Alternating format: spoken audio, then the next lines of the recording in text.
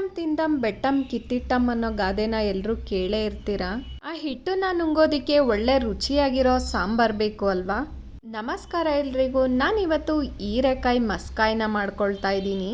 ಕುದೀತಾ ಇರೋ ನೀರಿಗೆ 2 ಅರ್ಧಂಬರ್ಧ ಹಣ್ಣಾಗಿರೋ ಟೊಮೆಟೊ, 1 ಈರುಳ್ಳಿ, ಸ್ವಲ್ಪ ಕೊತ್ತಂಬರಿ ಸೊಪ್ಪು, 1 ಗೆಡ್ಡೆ ಬೆಳ್ಳುಳ್ಳಿ, 7-8 ಹಸಿಮೆಣಸಿನ್ಕಾಯಿ, ದಪ್ಪದಾಗಿ ಸಿಪ್ಪೆ ತೆಗೆದಿರೋ 1-2 ಮೀಡಿಯಮ್ ಸೈಜ್ ಹೀರೆಕಾಯಿನ ಹಾಕಿ ಸ್ವಲ್ಪ ಜೀರಿಗೆನ ಹಾಕೊಂಡು ಚೆನ್ನಾಗಿ ಬೇಯಿಸ್ಕೊಳ್ತಾ ಇದ್ದೀನಿ.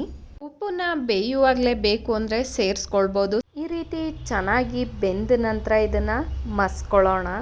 ಚೆನ್ನಾಗಿ ಮಸ್ಕೊಂಡ ನಂತರ ಇದಕ್ಕೆ ರುಚಿಗೆ ತಕ್ಕಷ್ಟು ಉಪ್ಪನ್ನ ಹಾಕೊಳ್ತಾ ಇದ್ದೀನಿ.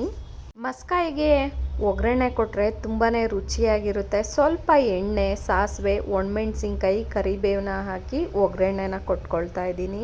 ಜೀರಿಗೆಯಲ್ಲಿ 1-2 ಕಾಳು ಮೆಂತ್ಯ ಮಿಕ್ಸ್ ಆಗಿತ್ತು. ಆಮೇಲೆ ಮೆಂತ್ಯನ ಹಾಕಿದ್ದೀರಾ ಅಂತ ಕೇಳಬೇಡಿ. ಮಸ್ಕಾಯಿ ಅಂದರೆ ಅನ್ನದಕ್ಕಿಂತ ಮುದ್ದೆಗಂತೂ ತುಂಬಾ ರುಚಿಯಾಗಿರುತ್ತೆ.